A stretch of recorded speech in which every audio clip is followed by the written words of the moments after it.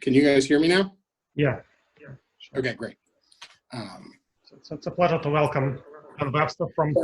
Sorry about all just dumb technical problems, which are still not completely resolved. But if you guys are seeing my slides and can hear me, then Great. Yeah. Everything is as good as it's going to get. Great. So please go ahead. Okay, great. So thanks so much for the invitation. So my topic is I want to talk about Coulomb branches and sort of the KLR type diagrammatics. And before all of the recent unpleasantness had happened, I was supposed to go to New York in April, and I was planning to give a talk about why Ivanov and Kunkov were secretly doing the same thing. So this is kind of my attempt to give that talk. Obviously, there's a lot of squinting and taking broad interpretations of things in that claim, but it's surprisingly true, even if not like true in the usual sense of like accurate. All right. So my slides are available online already. If nothing else, you can find them on my website. And there are links to a couple of other recent talks I gave. One of the nice things about giving talks online now is you can sort of say, oh, well, I gave a talk that sort of overlapped with this talk a little bit, but focused on different stuff in this other seminar. So I gave a couple of talks that are kind of more about the physics side of these things. That'll be kind of swept under the rug here. And one that was a little more focused on the representation theory of GLA.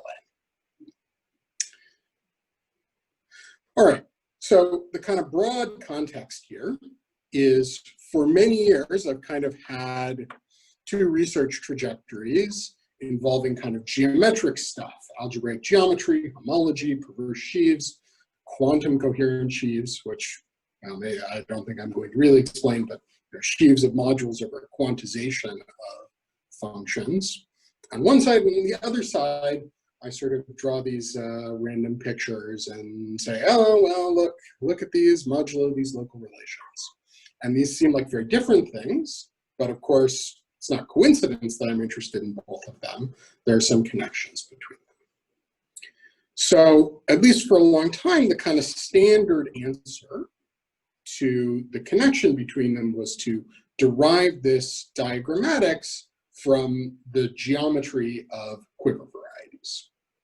So we pick our favorite quiver gamma, and attached to that we have a vector space, which is basically the space of quiver representations.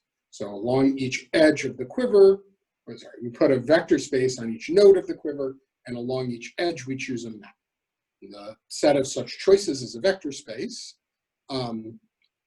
but it doesn't count for the fact that you might want to change bases in those vector spaces on the nodes. So if you want to know about representations of the quiver up to isomorphism, you should act with a particular group that changes bases on those different vector spaces. And if you look at the quotient, that's the moduli space of quiver representations with a given dimension vector. And I'm just going to say here, I'm going to talk about a lot of very not free quotients in this talk. If you are made unhappy by that, you should always just think, I mean, well, look at the vector space N and look at G equivariant things on it. So if I say sheaves, D modules or something, you should look at, or homology, you should look at G equivariant homology on N. All right. Now I want to kind of study the geometry of this moduli space of quiver representations, and following Lustig, I'm going to do that by looking at a bunch of natural things mapping into it. So we consider a word in the nodes of the quiver, so where each node shows up VI times, where VI is the dimension of the vector space sitting on that node. So, basically what I'm doing, I'm kind of taking the quiver representation, I'm discretizing it, replacing the vector space with just a set of size VI, and then I'm putting those in some order. And the reason these words are kind of geometrically natural is that they naturally show up when you have a complete flag on the space that the quiver representation is on. So the quiver representation is broken up into pieces corresponding to all of these different things in the quiver, points in the quiver, and there are, when you have a complete flag on the space of quivers, that's the sum of its intersections with these different pieces on the different nodes, then you have to ask, okay, each time you go up one dimension, what node did that jump happen on? So this list of nodes I is, well, first I do a jump on the I sub 1 node, then I do a jump on the I sub 2 node, etc. And I have a moduli space of quiver representations equipped with a flag of a given type for each type. So let me just pause for a moment and ask if anyone has questions. Could you say it all again by any chance? Because I'm sorry, I got lost in this. Could you say it all again? I understand that you have a quiver, you have a vector space sitting at every node. How many flags do you have, first of all? So, okay. So let's talk about this in a very simple special case. Let me add a page. Oh, jeez. So, you know, I have a quiver, let's say, with 2 nodes, right? So a representation of this quiver is 2 vector spaces and a map from one to the other, right? And so there's one thing, which is the moduli space of such maps. So that's looking at matrices which are V1 times V2 modulo GL1 acting on one side and GLV2 acting on the other side, right? And then there's an extra structure I might ask for to be compatible with this map, right? So I want to think of this as a flag on the direct sum of these guys. So inside here, I have vector spaces. So the, whoops. They're going to have dimensions, you know, there's the whole space. There's one of V1 plus V2 minus 1. There's one with dimension all the way down to a one-dimensional one, and then 0. And these are going to be homogeneous. They're going to have the property that Fk is the direct sum of Fk intersect V1 plus Fk intersect V2, V2, okay? So this is what I would call homogeneity. So another way of saying that is Fk has a basis where all the basis vectors either lie in C1, CV1, or CV2. I don't have to take some funny mix of them. I'm sorry, Ben, can't you simply say that you have a flag in both CV1 and a flag in CV2? No, because I want to distinguish kind of when I increase. You could still do. So let me, right, so Lev, you're absolutely right that when I intersect this F with CV1, I get a flag on CV1. When I intersect with CV2, I get a flag on CV2. But there's going to be redundancies in those flags. There's going to be times where I add a new basis vector on one side, so the flag on the other side stays the same. And so I exactly want to have a list. In this case, it would be 1s and 2s that tells me kind of in what order do I add basis vectors, right? So I'm going to have a complete flag. So the first one is one-dimensional, and it has to lie in CV1 or CV2. If it lies in CV1, I write a 1. If it lies in CV2, I write a 2. The next flag, the next step in the flag, it's two-dimensional. So it could either be broken up between the two spaces, or it could be a two-dimensional subspace of either side, right?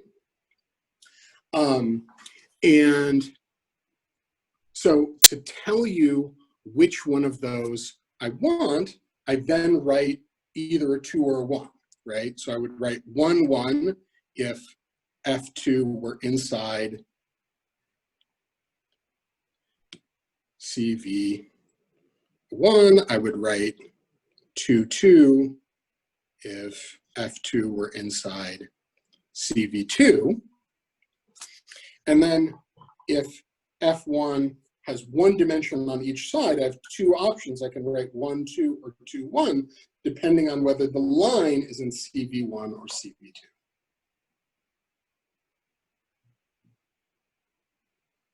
Did that make sense? Okay, I'll have to absorb it, have to work more to absorb it. I mean, the way to think about this is if you have a flag, you can think of that as an ordered basis, right? The ordered basis isn't unique. You can do lower triangular changes, but you can come up with an ordered basis. And this homogeneity property says, oh, you can come up with that ordered basis and assume that each of your basis vectors lies in one of the spaces on the... Okay, this helps. Yeah, and so I'm just writing which node does each of the basis vectors come from in order, right? So if your line lies above a given node, you have to take a basis vector from that node. And then if you want to increase the dimension on a different node, you have to take a basis vector over that node. Okay, so that's what I mean. And the reason that this is sort of important, right, is what does being a sub-representation mean? Well, I had some map here, F, and I need to have this map F applied to Fk intersect V1 lies in Fk intersect V2. Right, so it sort of matters what order I go up on the different nodes.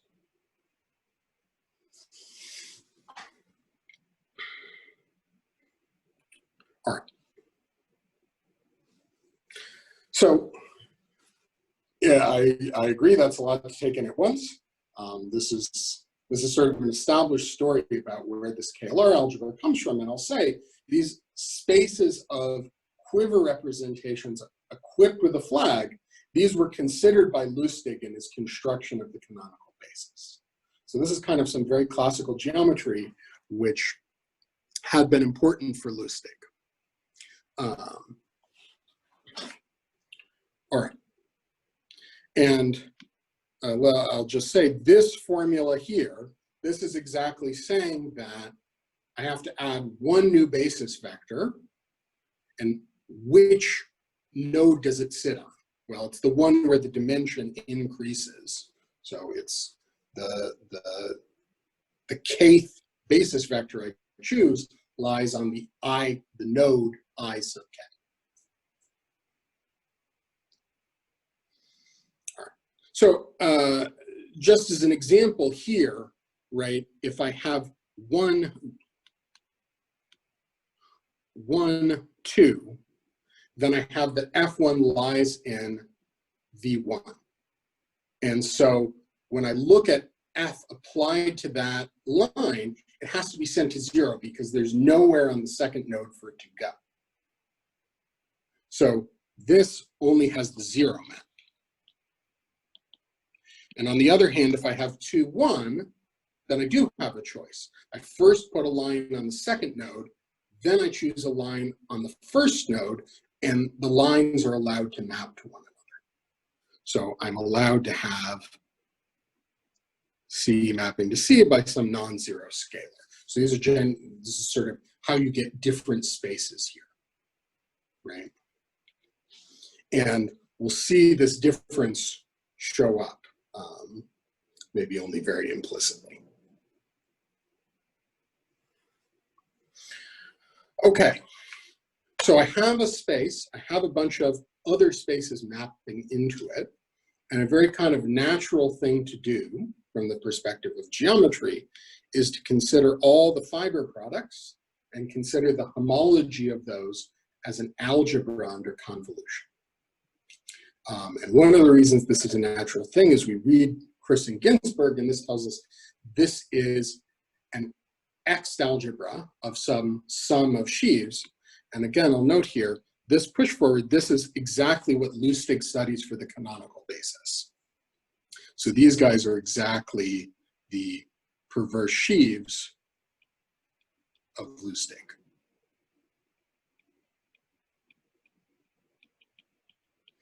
That he uses to construct the canonical basis. So this theorem sort of tells us that this algebra RV controls Lustig sheaves and controls the canonical basis.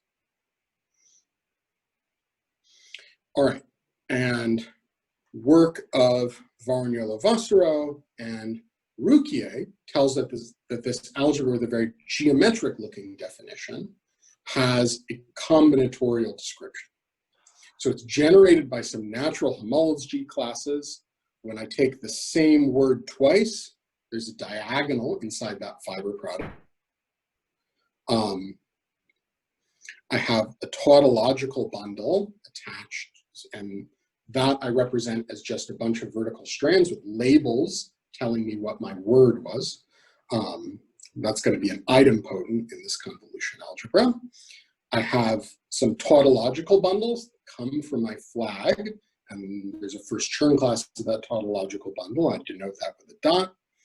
And there's a sort of homology class where I forget one of the steps of my flag and then choose a new one. I forget something, I have a two-dimensional space, and I choose a new line in that two-dimensional space in all the ways that are still compatible with my representation. And that I represent with this crossing diagram. And these have some natural relations. And they're exactly the relations of the KLR algebra. So you have this nil-Hecke relation of when a dot goes through a crossing, it goes straight through if we don't have any, don't have the same labels on them, and you get a nil-Hecke relation if they are the same. When I separate two guys, oh, I forgot an important. I was writing these and I was like, boy, this doesn't seem like quite enough relation. So that's only the I not equal to J relation. Of course, the I equal to J relation is that we get 0 here. And then the triple point, there's some relation. I don't want to try to write it out because in this generality, it's actually quite annoying to write out the details, but it's sort of a natural consequence of the first two lines, sort of tell you what the third line has to be. Ben, may I ask you a question? Mm-hmm. Would your spaces, so what happens if you have a quiver with a single node, no edges? Would you get Steinberg varieties as your XIXJ manifolds? To get the Steinberg variety, you would want the quiver with a loop, the node with a loop. So if you just have a vertex, then that vector space is trivial. So you're just taking a point mod GLN.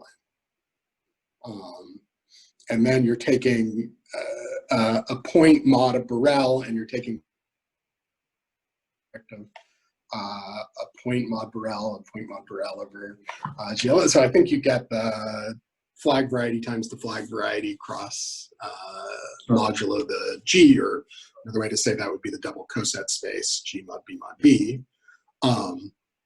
And so to get the Steinberg, you also have to have a choice of endomorphism. So that you would need a loop. That'll give you the Steinberg mod, the action of G. And that would correspond to how many lines in your picture? So these relations are a little bit different if you have a loop. So I mean, there would be n lines, and there's a version of the relations, but it gets a little more complicated. Right, like you know that eventually what you want to get is the group algebra of Sn smash product with polynomials out of the Steinberg. And there is a way to get that, but it's sort of not quite covered by this set of relations I wrote here. So for your case, I should imagine A and Quiver. Sure. So the kind of examples I want, yeah, would be the A and Quiver. I mean, I'll talk in a minute about what examples I want. I also have to generalize this a little bit to really get the examples I'm interested in, right? Because I don't have any of my square vertices yet. In physics terms, this would be only with round vertices. So I have to say something extra to incorporate square vertices. Does anyone other than Lev have questions?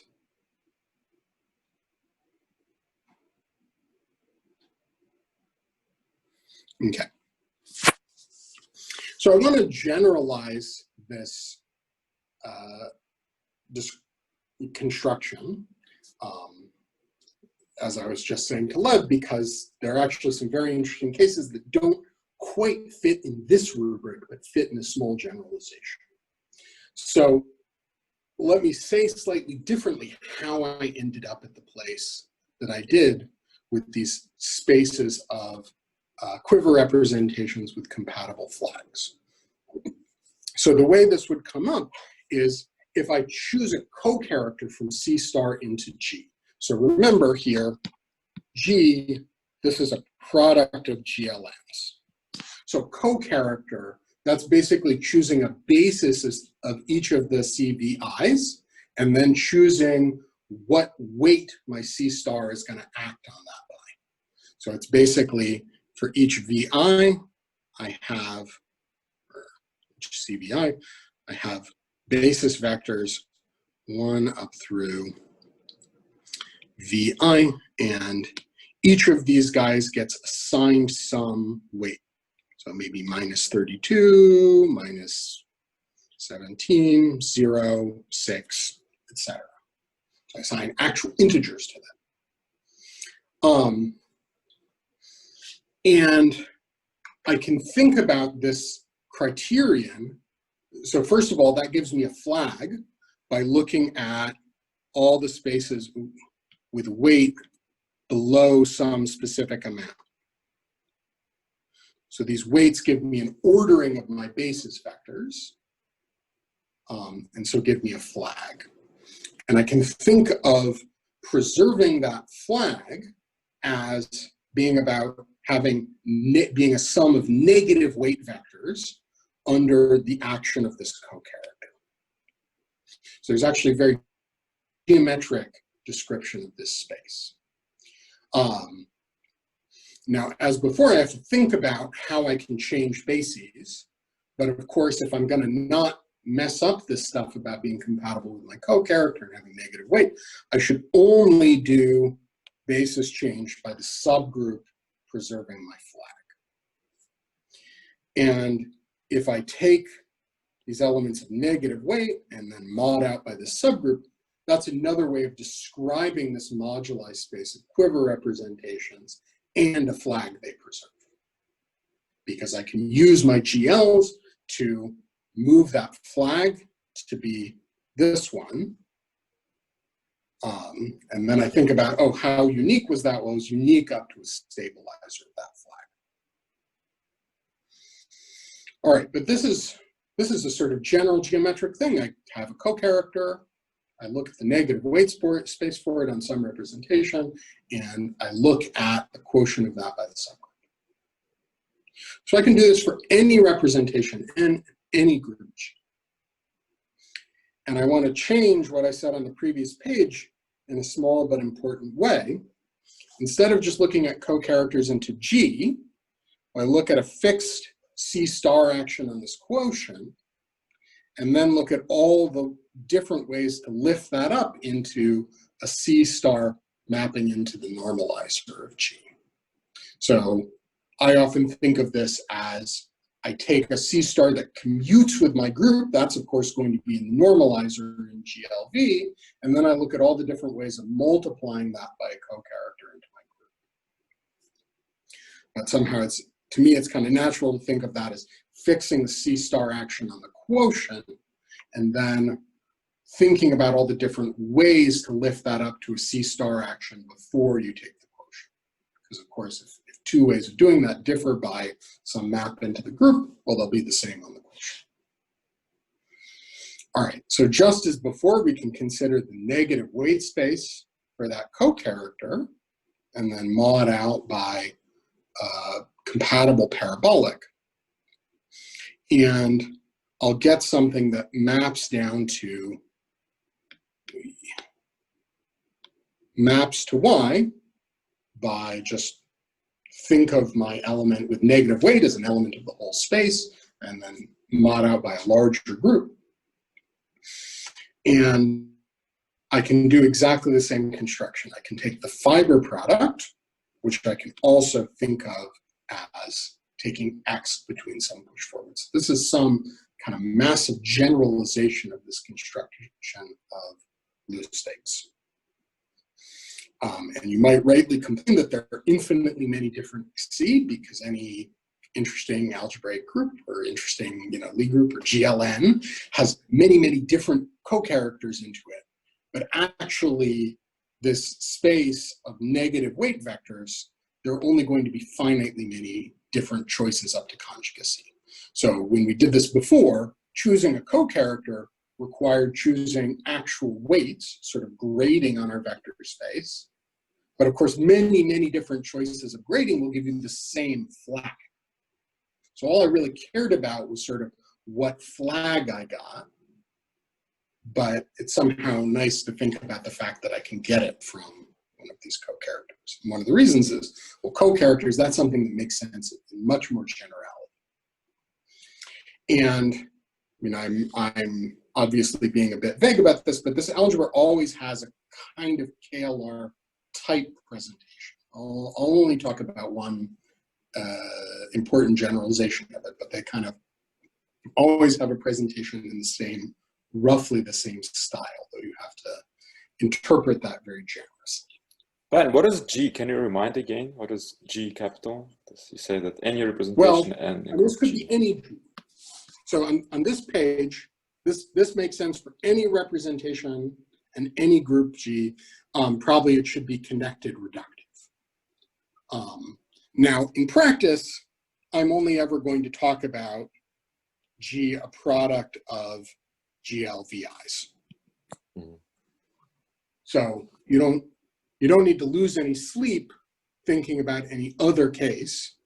And this is a particularly nice case because I can think of a co-character into it as a VI tuple of integers. Whereas I honestly don't know any particularly interesting examples that aren't a product of GLNs, but there's nothing theoretically important about that. And Anton says, to get KLR, don't you need G, the product of Borel's? No, right? That product of Borel's, that's these P's. So I have sort of an overall group G, and then I want to consider some spaces that involve looking at Borel's inside that group.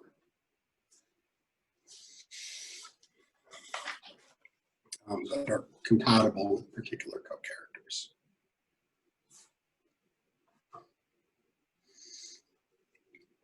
All right, so, again, kind of big takeaway from this part of the talk, if you like the KLR algebra, there's actually a kind of general construction that spits out the KLR algebra, but spits out many, many other things as well.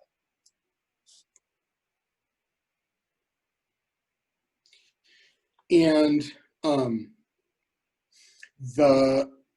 example that will be important for me to kind of get to the examples of things I really want is to do this operation of adding framing. So to my representation NV, I also add copies of the usual vector representation of GLVI, thought of as a representation of V. And of course, I want to kind of collect all of those together so I can think of some number of copies, WI copies of those as hom from some multiplicity space WCWI into CVI. So that's just kind of a helpful way of organizing, having several copies of this fundamental representation, adding in these fundamentals. This is called framing. This comes up in the definition of Nakajima Quiver. So it's sort of a natural thing that people have thought about a lot. And one of the things this does for me is it gives me kind of a natural choice of a co-character, which is in the normalizer of G, and in fact commutes with G, that I can look at different lifts of, which is to choose a co-character into GL of the CWIs. So that's going to kind of act on these copies of the fundamental and leave the copies of the adjoint the same. If you did this for general G, do you need G to be built from general type? No. No, I mean, everything I'm going to say makes sense for exceptional groups. I don't know any interesting examples of exceptional groups, but like all the sort of general theorems work exactly the same.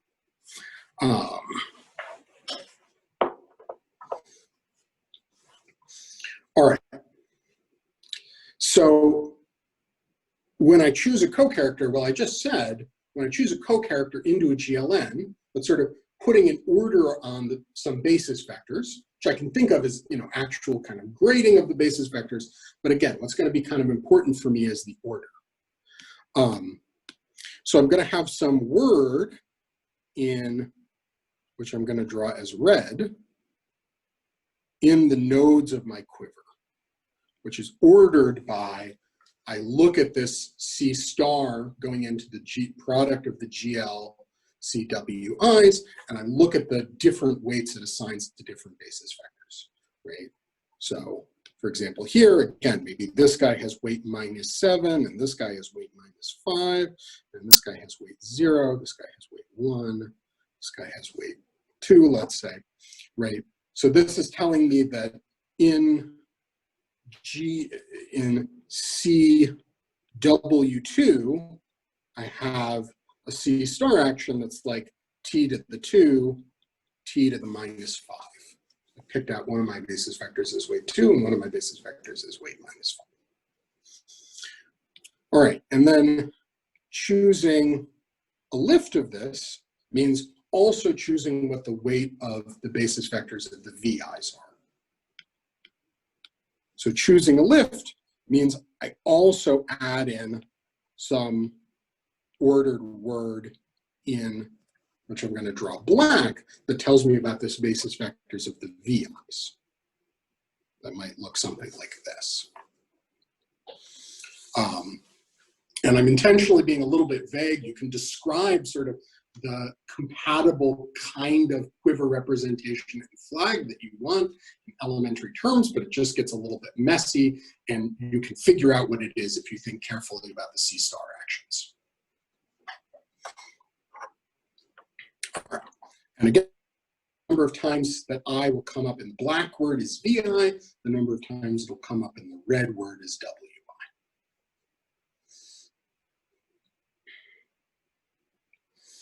All right, so one gets what I think we're now agreeing to call KLRW algebras out of this by taking very similar kinds of diagrams and imposing very similar kinds of relations.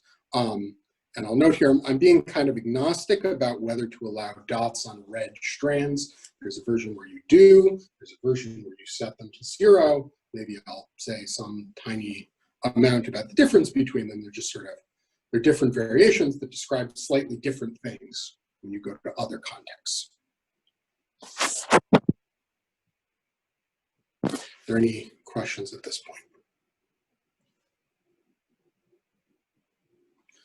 Okay, so I have been thinking about these algebras for a long time, and the reason I was interested in them was to construct categorifications of tensor products.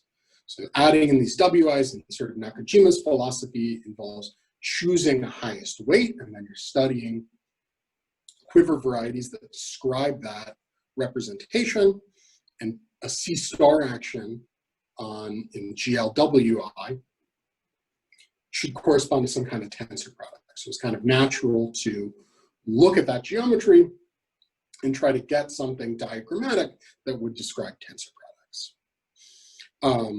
And for example, I was interested in functors that generalize, that sort of categorify grading on tensor products, and you can get that naturally out of the geometry here by looking at push forwards for different C star actions and looking at X between those on the level of geometry, thinking of them as D modules or sheaves. But then later I learned that these algebras also describe something totally different, which is also very interesting, which are Coulomb branches. So let me give you a very, very fast definition of Coulomb branches. So these happen, we take this sort of thing we did before and we affinize everything. So everywhere before we were looking at something like an algebraic group over C or a vector space over C. Now we consider Taylor series and Laurent series. And I'm going to, by convention, use sans serif letters for things involving Taylor series and Oifrak letters for things involving Laurent series. Hopefully those are relatively easy to keep separate.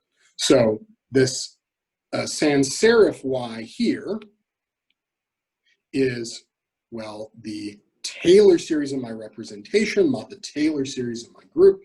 You can think of that as a map from the unpunctured disk, which is spec of C, sans serif C, into the quotient n mod G. And this is one of these points where you have to think a little bit about stacks.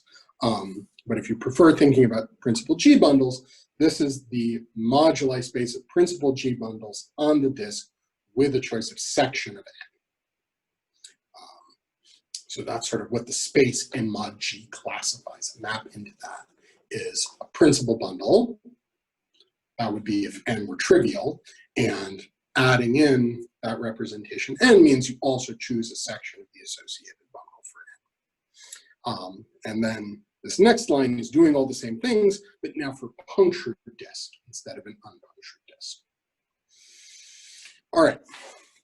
So just as before, when I had one of these maps, I wanted to take a fiber product. I'm going to take a fiber product now of the map from the Taylor series guy to the Laurent series guy. And if I want to think about that geometrically, well, that's choosing two principal bundles on two different disks and then requiring them to be compatible when I restrict them to the punctured disk. So it's a principal bundle on two disks glued together away from the origin, a space which is often called the raviolo. So, just as before, I claimed it was geometrically interesting and natural thing to do to take these fiber products, look at their Borel-Moore homology, and look at that as a convolution algebra. And I claim it's also very interesting to do that here. What you get is this algebra, which is called the Coulomb branch of a particular 3D n equals 4 supersymmetric quantum field theory attached to this data. It's a gauge theory for the group G with matter, and as I linked at the beginning to some more physicsy talks where I would say a bit more about why that's important.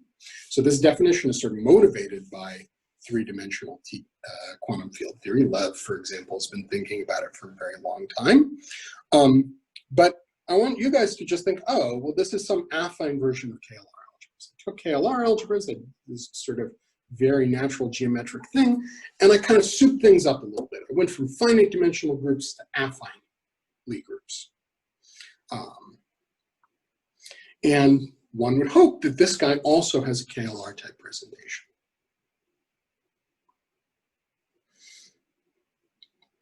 All right, I'm only going to try to describe this in the case of quivers, so then I can think about these quotients a little differently.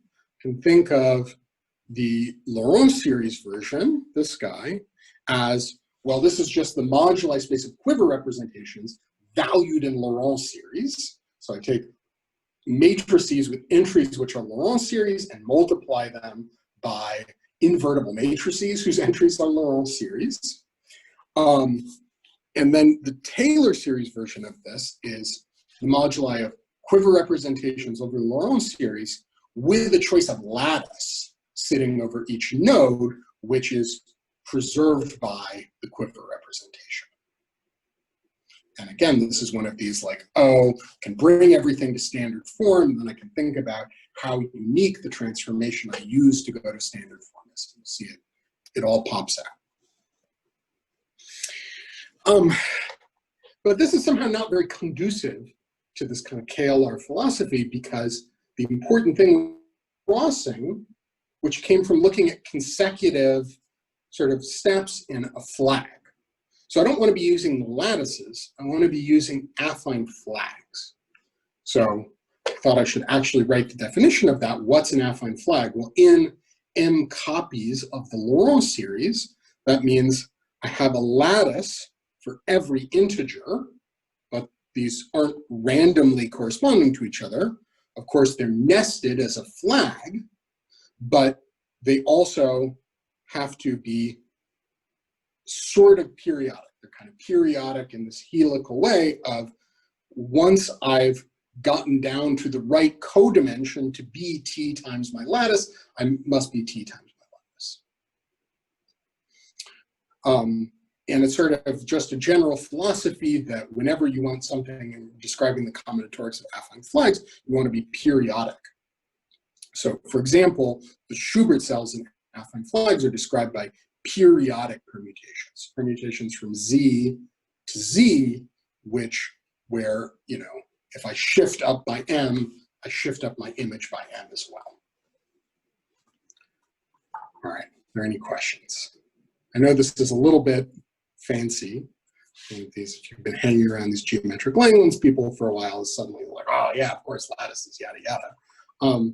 But it's only sort of a minor, again, it's sort of, you took everything you did before, you said, okay, I'm gonna make everything affine. This is the right affine notion of a flag. Okay, so then how do I generalize this notion of having a type of a flag on a quiver representation? Well, I should have a periodic word. So instead of just having a word of length v, you know, n, when I had an n-dimensional space, now I have a word which is indexed by all of the integers, but it's periodic, where the period is the sum of all the vi's, the dimension of sort of the whole space I'm doing the quiver representation on, such that when I take that many consecutive entries, I get the right number of copies of mine. Okay, and I mean, this is, again, it's exactly the same as this sort of KLR thing. If I have an affine flag, and I want it to, of course, be homogeneous, I want it to be the direct sum of its intersections with different pieces over the different nodes. Well, then at each step, I'm adding a new basis vector on each node, right? And so I can ask, okay, which node am I adding that basis vector on? So on which node is this intersection getting bigger? And it's periodic because if I add a vector, you know, vk at step k, at k plus m, I'm going to be adding the vector t times k. I think I've got that right. Oh no, t inverse. Sorry. It's very easy to mess up the signs here. So this is sort of where the periodic nature of it comes from, is I'm going to end up choosing a basis of this space, each of the vi's, and I'm going to get this affine flag by adding, well, those basis vectors, and when I run out of basis vectors, I start multiplying them by powers of t. So this is kind of the generalization of choosing an ordered basis to give you a flag in a finite dimensional space. To get an affine space, you have sort of finite basis, and then you kind of wrap around multiplying by powers of t.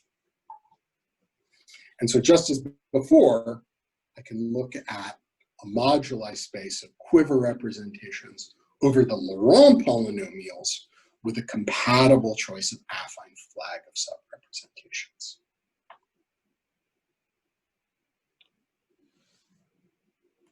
Well, I've got a convolution algebra, and the story is almost exactly the same.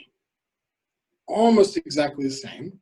So, except I have to make things periodic, or I kind of prefer to think of it as cylindrical, right? So when I have one of these periodic words, oops, I'm going to have some I1, I2, etc. And then when I get around to IM, I'm going to start repeating.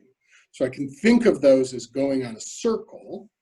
And so the KLR diagram I'm going to want to draw to go on a cylinder. And I'm kind of always going to draw these by slicing the cylinder along the edge, so I can draw it in a plane. But the sort of new thing I'm going to get is strands can kind of wrap around the cylinder.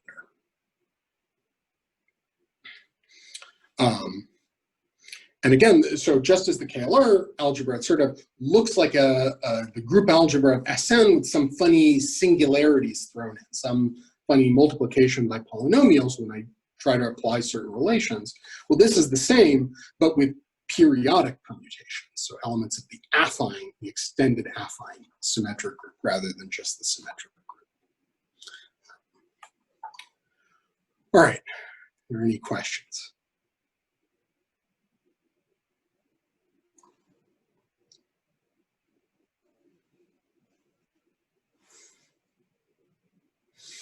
So I'll just say this is sort of getting a bigger algebra than this Coulomb branch I actually wanted. To get down to the Coulomb branch, I have to do some operation where I integrate out a finite flag variety to get back to lattices from having flags. And you can do this using this thick calculus. This is an old paper of Michael, Aaron, Marco, and Mirko.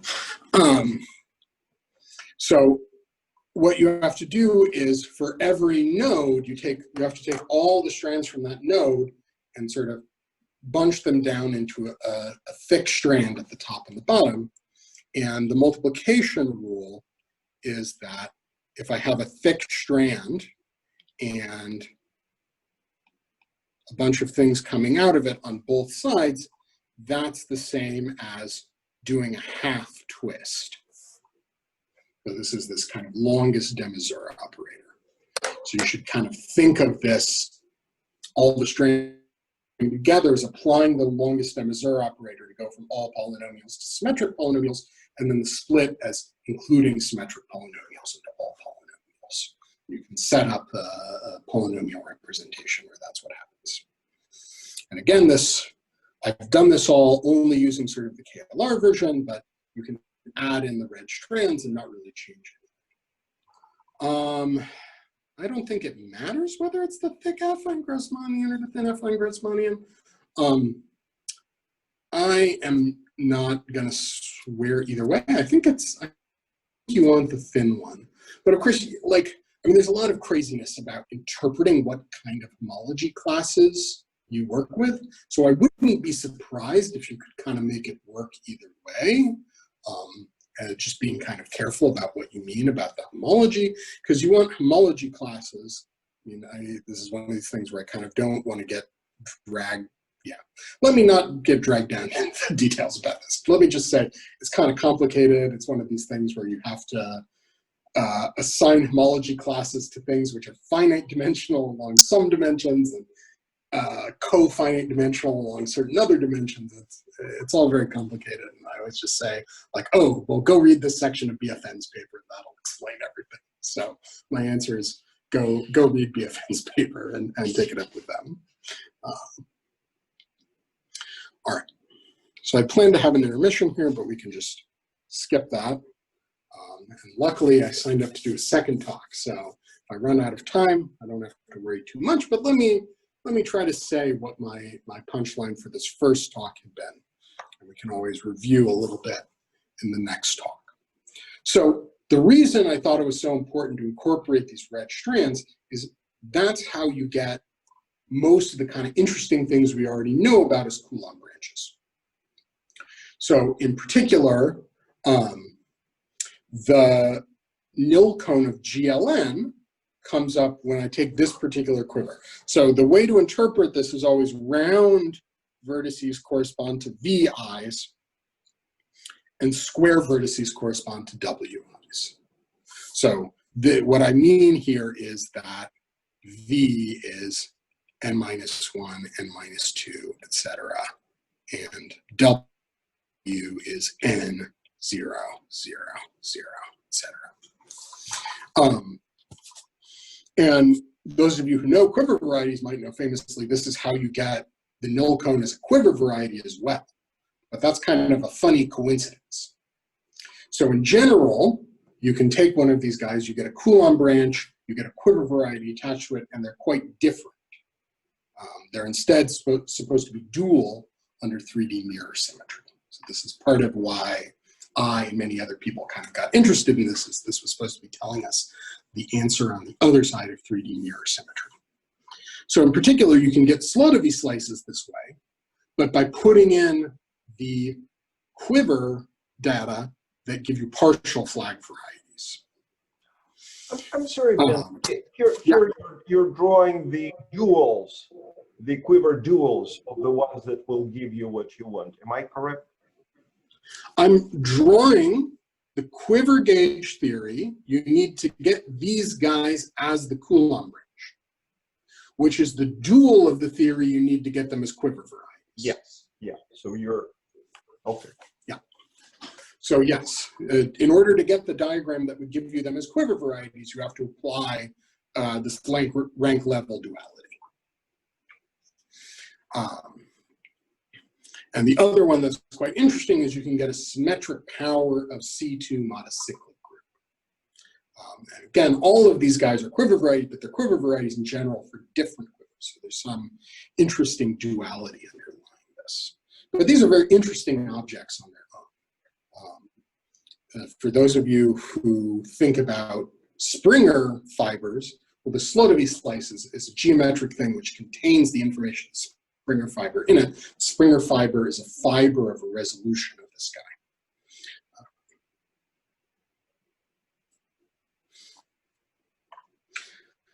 All right. So let's see, how bad am I doing on time? Maybe pretty bad. You should aim to stop and take questions and continue next Friday. I think I should stop already. All right. Okay. We can talk about this next time. Yeah, yeah, I think we're supposed to have a 50-minute talk and then have questions. Oh, sorry, I didn't realize it was 50 minutes, not now. Okay, I will cede my time and we will talk more next time. Let's thank Ben for an extremely interesting talk. We'll continue next Friday, and let's ask. I think that many of us have prepared questions for Ben. Let me stop the recording.